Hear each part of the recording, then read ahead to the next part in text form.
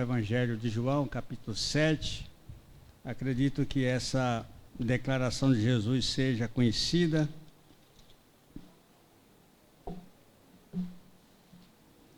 Evangelho de João, capítulo 7, versículos 37 e 38.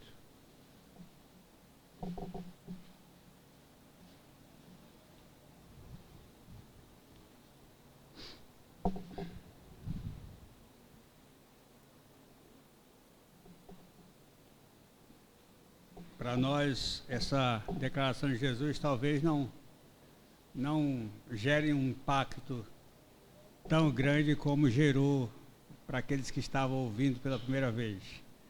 Mas é uma palavra que impactou os ouvintes e que, de fato, trouxe uma revolução para a espiritualidade, né, e que deve gerar em nós uma revolução espiritual.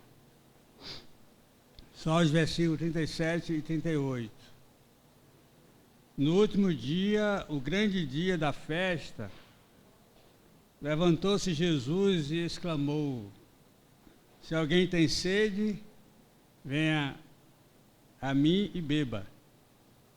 Quem crê em mim, como diz a Escritura, que é o Antigo Testamento, do seu interior fluirão rios de água viva.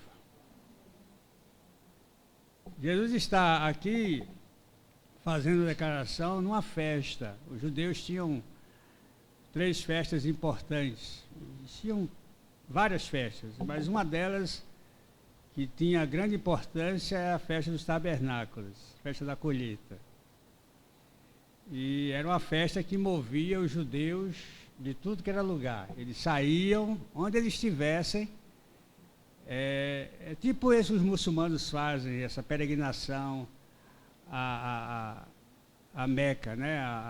Lá o local de religiosidade. É parecido. Eles iam para Jerusalém e eram 7 dias de festividades. Era uma festa onde havia muitos rituais. E um dos rituais mais importantes era que o sacerdote, ele saía em procissão, seguido por uma grande multidão, com uma jarra de água, e cantando salmos. Cantando os salmos, e quando chegava no templo de Jerusalém, eles derramavam essa água para celebrar as águas purificadoras lá do templo do Antigo Testamento. Era uma festa judaica que apontava para o Messias, que todo o cerimonial hebraico, judaico, de fato tinha o direcionamento para mostrar que eles esperavam o Messias, baseado lá em Gênesis 3,15, né? O descendente da mulher há de vir para esmagar a cabeça da serpente. Então a expectativa dos judeus é que esse Messias de fato aparecesse. Então Jesus, no início, ele não ia para essa festa. Os discípulos foram na frente. Parece que ele driblou os discípulos. É como se ele enganasse os discípulos. Os discípulos, vamos para a festa, tal. Ele disse, não, vão na frente. Mas você não quer ser, o Senhor não quer ser, os próprios irmãos de Jesus. Se você se diz o que diz ser, se você é o Messias, você precisa ser visto, você precisa se divulgar. Ele disse, não precisa. Aí os discípulos foram na frente, ele ficou, e de repente ele aparece. E ele aparece inesperadamente fazendo essa declaração. E o texto diz que é um brado, não é um grito, é como se ele chegou no meio da multidão e gritou.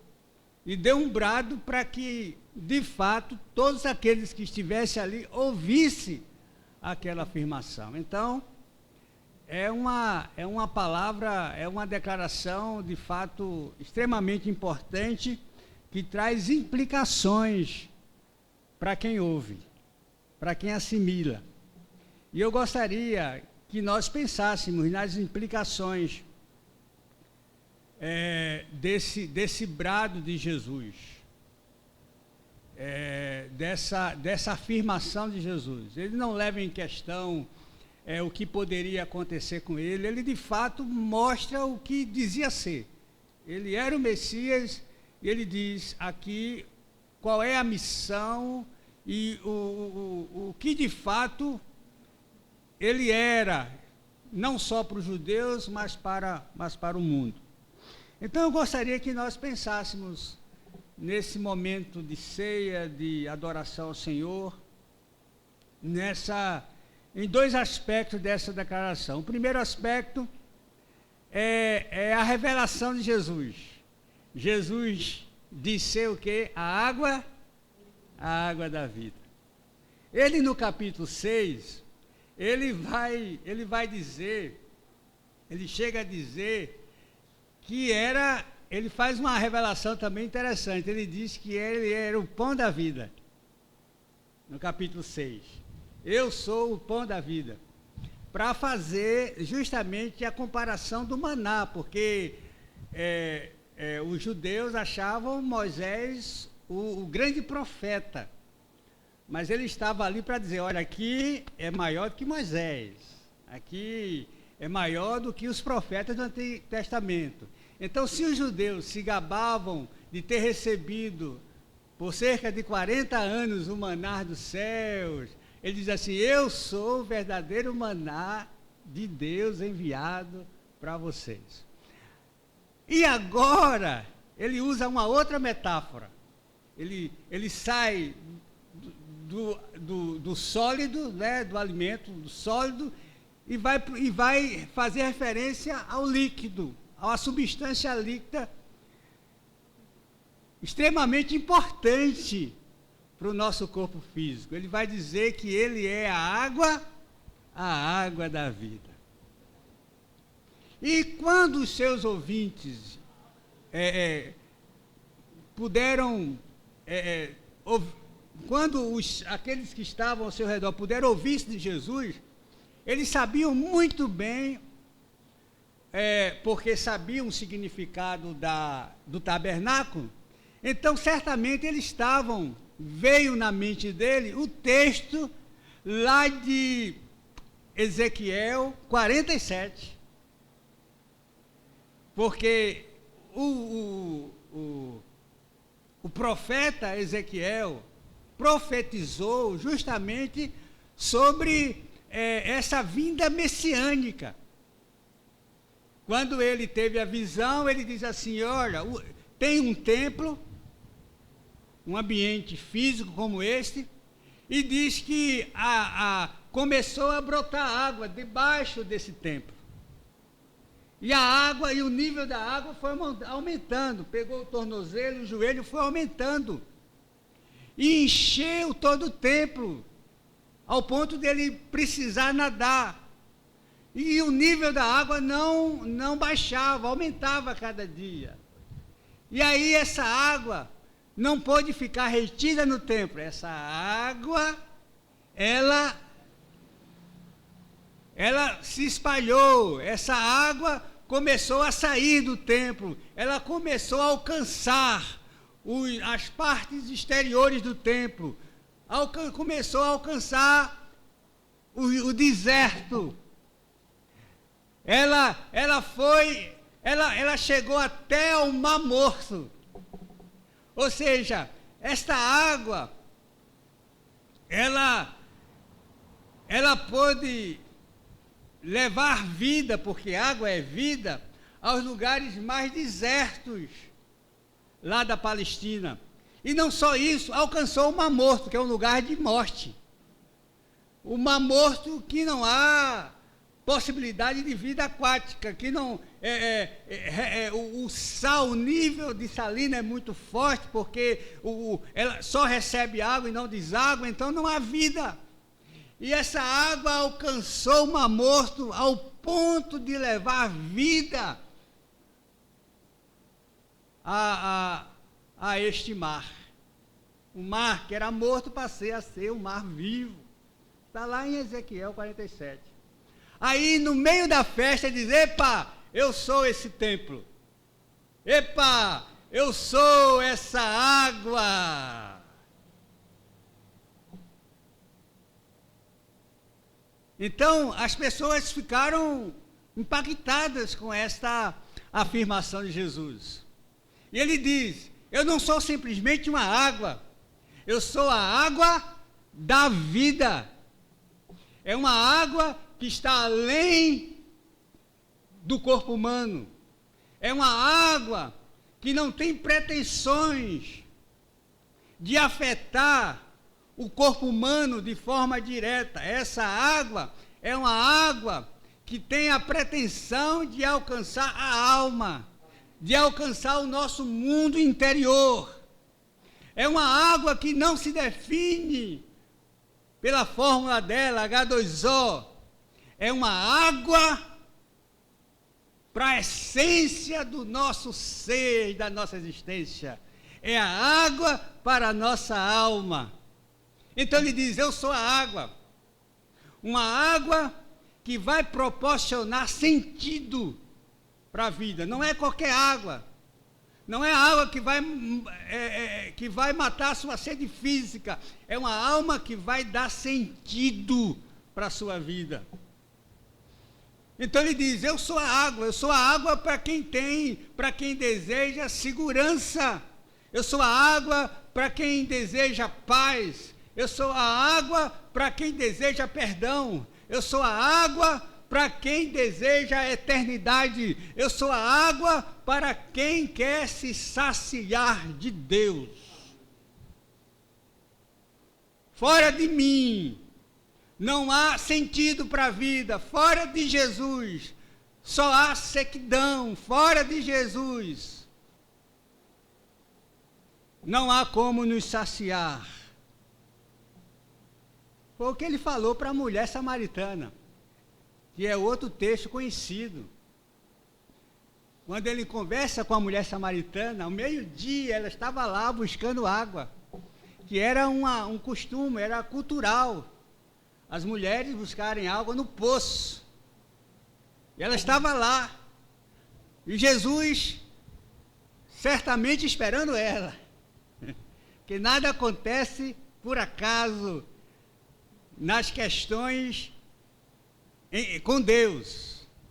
E quando chega, Jesus inicia um diálogo e diz para ela que ele tinha uma água especial para oferecê-la.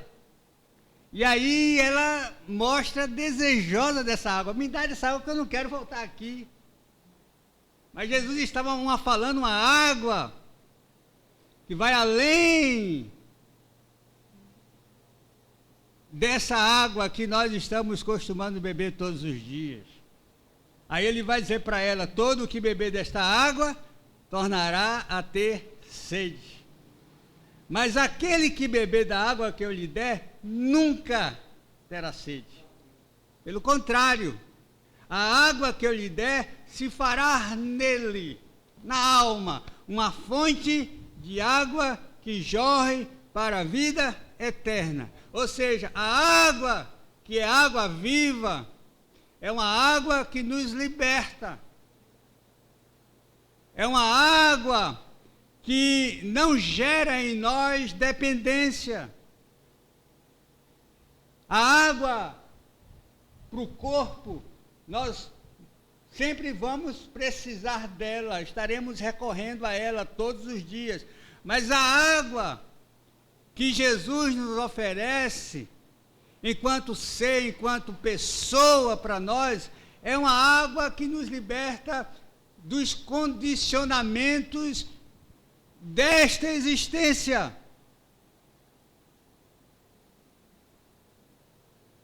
Que nós, ao bebermos dessa água, nós somos levados a termos a percepção do quanto Deus se torna uma realidade da nossa vida. E aí se desponta dentro de nós esperança, se desponta diante de nós uma nova perspectiva de vida, um novo cenário existencial. Quando Jesus diz a ela que ela não vai precisar beber novamente da água, porque a água de Jesus que dá é a única, ele não está falando que a água oferecida para ele era uma água que iria acabar as sedes existenciais da vida dela. A água que Jesus estava oferecendo era uma água que iria dar satisfação de vida, que ela não precisaria mais buscar em nenhuma outra fonte sentido para a vida, que nada mais seria tão importante do que a água que Jesus estava ali dando para ela. Porque na vida nós vamos ter sempre sede de realizações, sede da construção de uma família, sede de uma vida melhor, sede de um emprego melhor. Nós vamos ter sempre sede. No entanto, quando nós bebemos da água de Jesus, quando nós nos relacionamos com Jesus, essa água que jorra dentro de nós produz uma satisfação suficiente que nenhuma outra fonte vai nos proporcionar.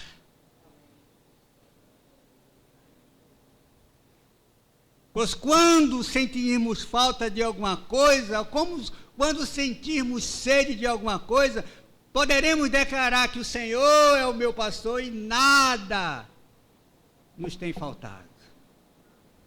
Porque Ele é tudo o que precisamos para sermos felizes. Ele é tudo o que precisamos para caminharmos na vida. Ele é tudo o que precisamos para nos manter de pé. Ele é tudo o que precisamos para nos manter energizados. Ele é tudo o que precisamos para viver a dinâmica da vida e da espiritualidade. Por isso Jesus diz: tome a água. Uma mulher que vivia buscando sentido em relacionamentos. Ela já estava no 5º relacionamento, buscando sentido para a vida. Aí Jesus diz: para com isso, beba dessa água e busque, continue tendo sede de existência, mas agora a sua busca não será mais com significado, não será mais com insatisfações. A sua busca agora, ela vai se encerrar, porque em mim você encontrará o sentido existencial. Mas aí ele não diz só, primeiro aspecto, ele diz: eu sou a água da vida. É preciso tomarmos consciência disso. Ele é o Jesus que quer dar sentido à nossa existência. Ele é o Jesus que quer organizar o nosso mundo interior. Ele é o Jesus que deseja que a gente tome consciência que ele é imprescindível. A água é imprescindível para você. Você e eu não podemos viver sem água. Senão vamos adoecer e até morrer. Aí Jesus diz: eu sou a água. Ele está dizendo: eu não posso ser detalhe. Eu não posso ser acessório. Eu sou imprescindível para a sua sobrevivência. Eu posso não ter consciência disso. Aí Jesus se antecipa e diz: saiba disso. Por isso eu sou essa água, e água da vida.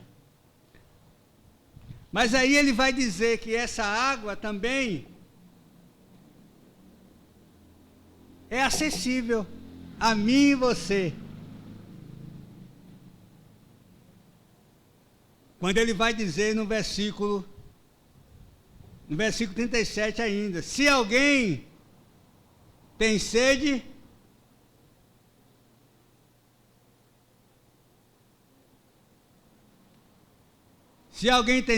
vem a mim e beba. É a expressão. Ele diz que é água da vida, mas ele nos convida a ir até ele e beber. E interessante aqui que ele está sendo ouvido por diversas pessoas. Então esse convite é para todos que estavam ouvindo, ninguém é excluído. Todos nós somos convidados a beber dessa água. O acesso é gratuito. Uma água que você não vai encontrar no supermercado. Uma água que você não vai encontrar numa igreja. Embora que algumas igrejas usem a água que abençoa, mas tem nada a ver com a água que é Jesus. Você não vai encontrar em púlpito. Nenhum líder religioso vai poder oferecer essa água a você. Essa água não se negocia. Essa água não se vende em nenhuma esquina da vida. Mas é uma água que é acessível a você e a mim. É a água que Jesus oferece. Só Ele pode nos dar dessa água. Pois Ele diz, se você quer essa água, venha a mim e beba. Então o que é que eu preciso? Eu preciso primeiro é reconhecer essa sede. Eu preciso primeiro é tomar consciência de que eu necessito dessa água. A água, ela é fundamental para a minha sobrevivência. Preciso confessar a minha necessidade de beber dessa água. Não reconhecer não a minha necessidade física, porque se eu tenho sede física, de corpo, eu vou e tomo uma água, vou em qualquer lugar as pessoas vão oferecer um copo d'água. Mas se eu tenho sede de alma, eu não vou encontrar em qualquer lugar, eu só posso encontrar em Jesus.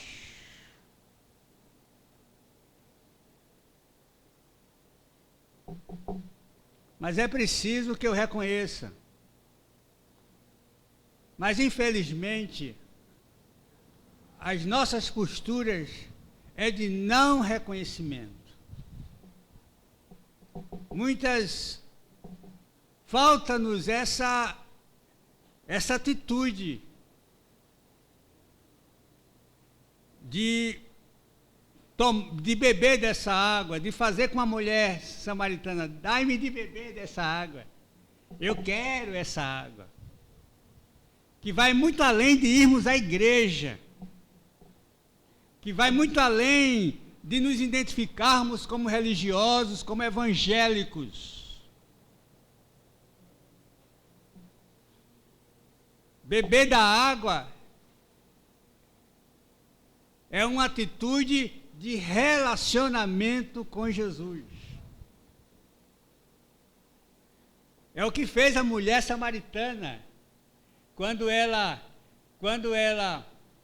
é impactada com a mensagem de Cristo, de que Ele era a água da vida, ela volta para Samaria dizendo, olha, eu encontrei o Messias, minha vida mudou. E aí o pessoal vai lá, porque não dava muito crédito pela vida dela. E foram lá e comprovaram que de fato Jesus era o Messias. Aí volta e diz, não é só pelo que tu falaste, mas de fato comprovamos que ele era o Messias. E a vida daquela cidade mudou. ela bebeu da água da vida. Então, beber da água da vida é sair da inércia. Beber da água da vida é experimentar a água, não é olhar para a água. Posso achar a água muito bonita. Eu posso me impressionar muito com a água. A água pode ser encantar-me os olhos. Mas ela não terá nenhum efeito se eu não bebê-la. E beber da água é se relacionar com o Senhor, é alinhar a vida, a nossa vida, sob a perspectiva do Evangelho. É alinhar a vida sob a perspectiva dos valores de Deus. É se permitir que Deus possa inundar a nossa alma. Se a água inundou o templo lá em Ezequiel, Jesus diz, eu sou a água, essa água tem que inundar a minha vida, tem que me encher, eu tenho que me permitir que essa água possa tomar todos os espaços da minha alma. E ele vai dizer aqui, versículo 38, quem crê em mim, como diz as Escrituras, do seu interior fluirão rios de água viva. Aí o versículo 39 diz, ele está falando isso a respeito do Espírito Santo, que é uma pessoa, que não é gotas de Deus dentro da gente, não é porção de Deus dentro da gente. O Espírito Santo é uma pessoa que vem nos tornar templos de Deus, que vem nos tornar habitação de Deus, pecadores finitos, imperfeitos, ainda muitas vezes surtando, cometendo muitas vezes loucuras, mas habitação de Deus, um Deus imensurável, que não se pode medir, mas que cabe dentro de cada um de nós, que brota-se dentro de nós, jorrando vida dentro da gente. Então eu preciso ir, e eu só vou quando eu professo, eu só vou quando eu reconheço, eu só vou quando eu tomo consciência do novo nascimento. Porque é isso que Jesus falou a Nicodemos. Não basta só ser religioso, não basta só ser impactado. Bom mestre, coisa linda que o senhor está falando. Jesus disse, Nicodemos, é preciso nascer de novo, nascer da água e do Espírito. E aí, quando isso acontece, o versículo 38 diz, rios de água viva correrão do seu interior. É uma promessa. Quem bebe da água recebe vida. Jesus falou, eu vim para que tenham vida, e vida em abundância. Sem Jesus, o ambiente interior é ambiente de morte, de escassez. A gente não tem ideia, porque o que a gente concebe de morte é a pessoa que deixa de existir, né? É um cadáver. Alguém que tinha mobilidade e agora vai sumir. Mas, sob a perspectiva, sob o olhar bíblico, morte está para além disso. A gente pode estar em movimentos. Eu posso estar muito bonito por fora, mas está morto por dentro. É o que Jesus falou para a igreja. do Apocalipse. Mas quando eu me relaciono, quando eu encontro com Cristo, o ambiente de morte se transforma em ambiente de vida. O ambiente de escassez se transforma em um ambiente produtivo, abençoador.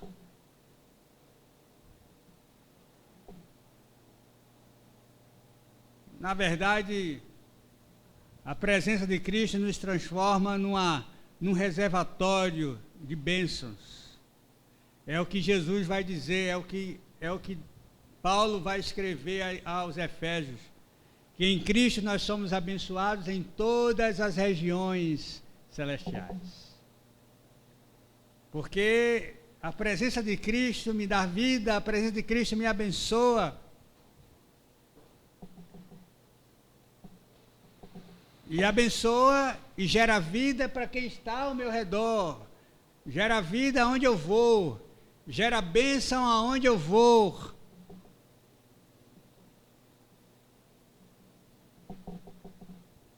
Por isso precisamos dessa água. Precisamos beber dessa água constantemente. Ou nos permitir que ela jorre dentro de nós. Porque nada mais vai matar a nossa sede. Atos religiosos não matam a nossa sede. Frases de autoajuda são interessantes, mas não matam a nossa sede. Apenas a ajuda dos céus, palavra de Deus, evangelho, apenas Jesus, como água da vida, pode matar a nossa sede.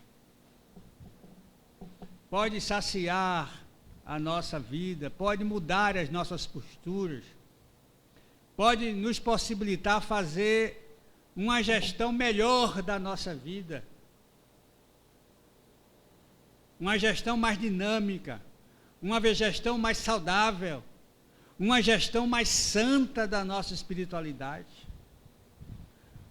Mas só com o Evangelho, sendo conduzido pelo bom pastor, ele não diz, as minhas ovelhas ouvem a minha voz e me seguem. É gestão, é eu me permitir que a minha história seja construída a partir da voz daquele que é a água da vida. Então, se Jesus é a água da vida, a gente tem que parar de buscar significado em outras coisas. Achar que significado está em pessoas, achar que significado está em realizações, achar que significado está em conquistas. Se Jesus é a água da vida, a gente precisa parar de achar, de perceber, de entender que a satisfação da nossa vida está em coisas exteriores, em coisas que acontecem fora da gente. Se Jesus é a água da vida, nós precisamos entender que Ele deve ser o fundamento da nossa espiritualidade, deve ser o fundamento da nossa vida, deve ser a importância das importâncias da nossa vida. Porque esse foi a censura do profeta Jeremias, que o povo estava procurando águas em fontes rachadas. Água, não só fontes rachadas, mas água podre. A água potável de Deus chama-se Jesus. Nós vamos participar da ceia. E como eu falei no capítulo 6, ele disse, eu sou o pão da vida. A gente precisa se alimentar de Cristo. Nós precisamos fortalecer a nossa espiritualidade, nos alimentando de Deus, digerindo graça, misericórdia, a presença de Cristo na nossa vida. Mas eu queria também lembrar da importância de bebermos de bebermos de Jesus. Nós temos sede de tantas coisas na existência, e não há nenhum problema termos sede existencial de coisas na vida, não há problema nenhum. Pelo contrário, a gente está vivo, né? Só quem não tem sede é quem não está vivo. Só quem não sonha é quem não está vivo. Mas nós precisamos declarar a nossa sede de Deus. Não é declarar só fome de Deus, não. É sede de Deus. E o salmista Davi vai dizer isso no Salmo 63, né? Sobre essa sede. Ó Deus, Tu és o meu Deus forte.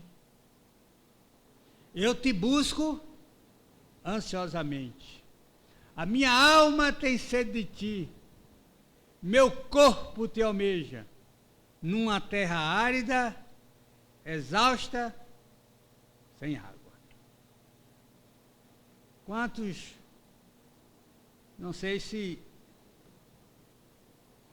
eu penso que a gente precisa fazer essas declarações, não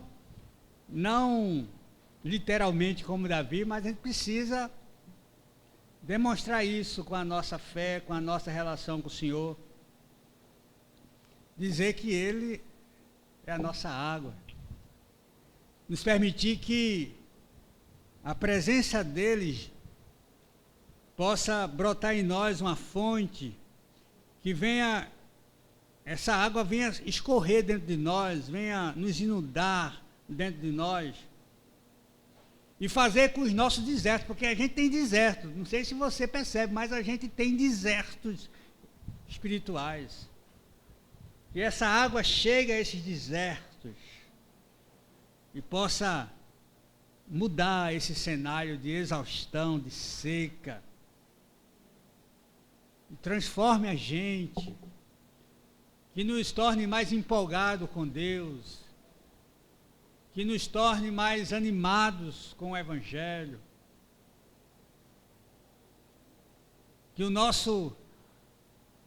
a nossa alegria, que a nossa vida, que o nosso acordar amanhã não esteja condicionado a coisas, se vão acontecer ou se não estão acontecendo, ou se aconteceu que a gente que não correspondeu às nossas expectativas, que o nosso amanhã esteja condicionado à certeza de que esta água não vai nos faltar, que a nossa alma está saciada da presença encharcada de Deus, inundada por Deus todos os dias, para que a gente continue caminhando. Isso faltou no profeta Elias. Crente, profeta, mas ele deixou de beber da fonte de Deus. Teve um momento que ele desistiu da vida, se sentiu cansado, sem água para beber, cansado. Sentou debaixo de uma árvore e disse: quero morrer. A vida não tem mais sentido. Isso depois dele ter derrotado 400 profetas lá no monte. Isso depois dele ter visto um raio vir do céu e queimar o holocausto. Esse homem desce lá do monte, depois de um recadozinho de uma mulher chamada Jezabel, dizendo: você vai morrer. Ele: estou cansado, não aguento mais não. Perdeu as forças, estava sem água. Aí Deus manda água para ele, a água física, para o corpo. Mas o problema de Elias, como muitas vezes é o meu e o seu, não é a água que a gente bebe, não é o suco delicioso que a gente bebe. O problema está muito além disso. Por isso Deus conduz ele para onde? Para uma caverna.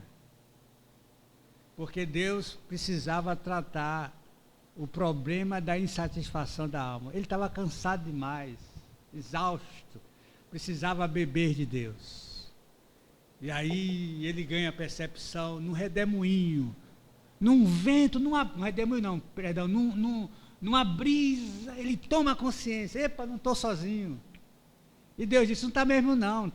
Tinha 7.000 pessoas, crentes como você lá, que você não se deu conta, e tinha eu. Precisa mais de alguém para dar conta na vida? Aí ele sai da caverna. Mas sai da caverna saciado, diferente.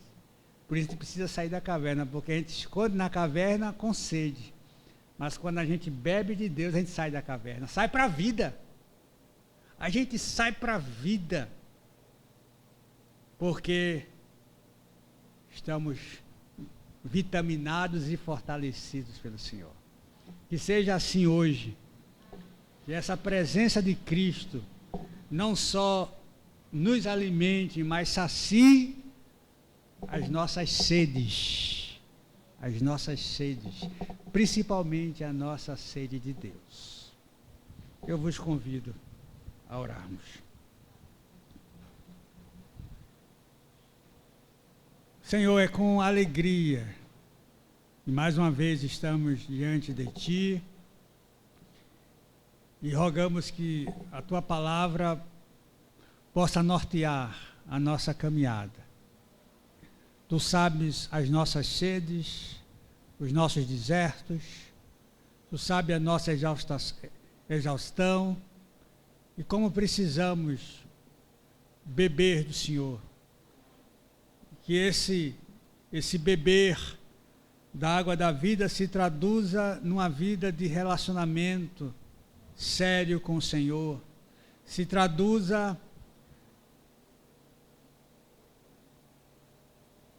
em aliarmos a nossa espiritualidade conforme o Teu Evangelho, se traduza numa disponibilidade de sermos conduzidos pelo Senhor, de nos permitir que o Senhor realize em nós o seu projeto de vida.